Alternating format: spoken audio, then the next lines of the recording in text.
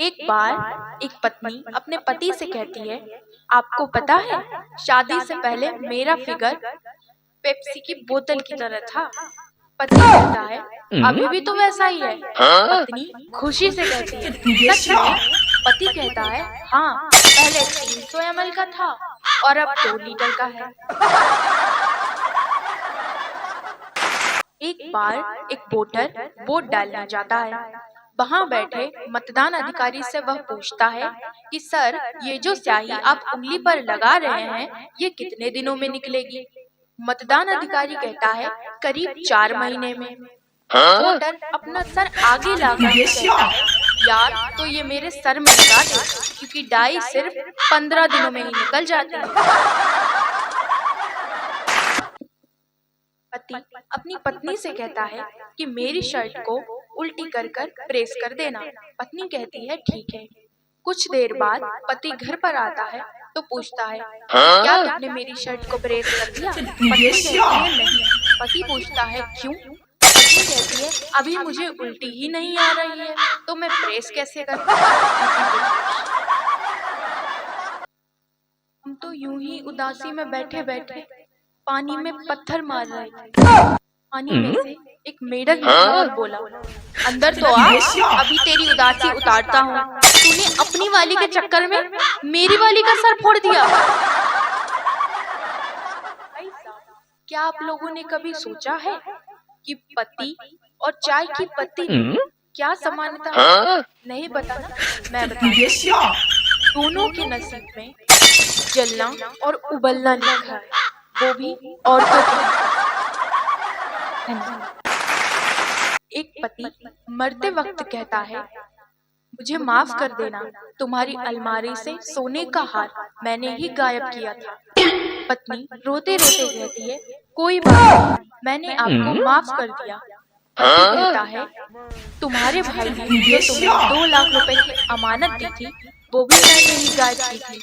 पत्नी फिर कहती है, कोई बात नहीं, मैंने तुम्हें माफ कर दिया।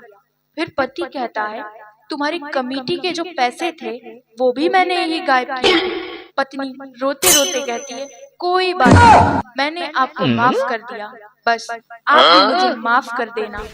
पति कहता है, पत्नी, तू किस बात के लिए माफी मांग रही है? तब पत्नी कहती है, क्योंकि आपके खाने में जहर मैंने ही मिलाया, मुझे माफ कर देना। साहब, क्या आप जानते हैं कि आजकल की दुनिया में 2 चीजें सिर्फ किस्मत वालों को ही मिलती हैं? पहला, जंगल में घूमते हुए सफेद हाथी, और दूसरा, बिना अफेयर वाला जीवन साथी। धन्यवाद। टीचर पप्पू से कहती हैं कि पप्पू, अपने आप में कहो कि मुझे सब पता है, मुझे सब आता है। पप्पू घर जाकर अपने पापा से कहता है, पापा, मुझे सब पता है। पापा धीरे से उसकी जेब में 50 का नोट डालते हुए कहते हैं कि बेटा, आंटी तो सिर्फ यहाँ मिलने आती हैं और कुछ नहीं, मम्मी को मत बताना। फिर पप्पू मम्मी के पास जाता है और जाकर कहता है, मम्मी, मुझे सब पता है। तब मम्मी उसकी जेब में 100 रुपए डालते हुए कहती हैं कि बेटा, रामू काका तो सिर्फ यहाँ साफ सफाई करने के लिए आते हैं और कुछ भी नहीं। फिर पप्पू रामू काका के पास जाता है और कहता है, रामू काका, मुझे सब पता है।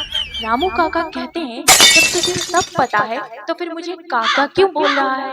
पापा बोलना, पापा। एक बार मुगलों के सैनिकों ने पप्पू को बेअदबी के जुर्म में गिरफ्तार कर लिया। जब उसे शहंशाह के पास पेश किया गया, तब शहंशाह कहते हैं, उसे बंदी बना दिया जाए। तब पप्पू कहता है, नहीं नहीं जहाँपनाह, रहम कीजिए, मुझे कोई भी सजा दे दीजिए, पर बंदी मत बनाइए, मुझे बंदा ही रहने दीजिए। धन्यवाद। शरारती बच्चा मेडिकल स्टोर वाले के पास जाता है और कहता है, भैया, कोई गोरे होने वाली क्रीम है? मेडिकल स्टोर वाला कहता है, हाँ हाँ, क्यों नहीं है। शरारती बच्चा कहता है, तो लगाया करना साले, तेरा मुंह देखकर मैं रोज डर जाता हूँ। एक बार एक आदमी की तबीयत खराब हो जाती है और वह डॉक्टर के पास दवाई लेने के लिए जाता है। जब वह वापस आता है तो चिल्लाते हुए कहता है, शांति को बुलाओ, काम वाली शांति को बुलाओ, काम वाली शांति को बुलाओ। तब पत्नी उससे पूछती है, क्यों, क्या बात है, क्या हो गया? तब पति बताता है कि डॉक्टर ने कहा है दवाई खाकर शांति के साथ सो जाना। धन्यवाद। एक बार एक पति पत्नी मंदिर में पूजा करने के लिए जाते हैं। तब पति पत्नी से पूछता है कि तुमने भगवान से क्या मांगा? तब पत्नी कहती है, मैंने तुम्हारा और मेरा 7 जन्मों का साथ मांगा है। और तुमने क्या मांगा? तब पति बताता है कि मैंने भगवान से कहा कि हे भगवान, ये मेरा 7वां जन्म है। एक बार संता अपनी भाभी को पीट रहा था। तभी राह चलते लोगों ने पूछा, क्यों मार रहे हो इस बेचारी को? तब संता कहता है कि मेरी भाभी गलत औरत है। तो लोग पूछते हैं, वो कैसे? तब संता बताता है कि मेरे सभी दोस्त फोन पर लगे रहते हैं और जिससे भी पूछो कि किससे बात कर रहे हो तो वो यही कहते हैं कि तेरी भाभी से। धन्यवाद।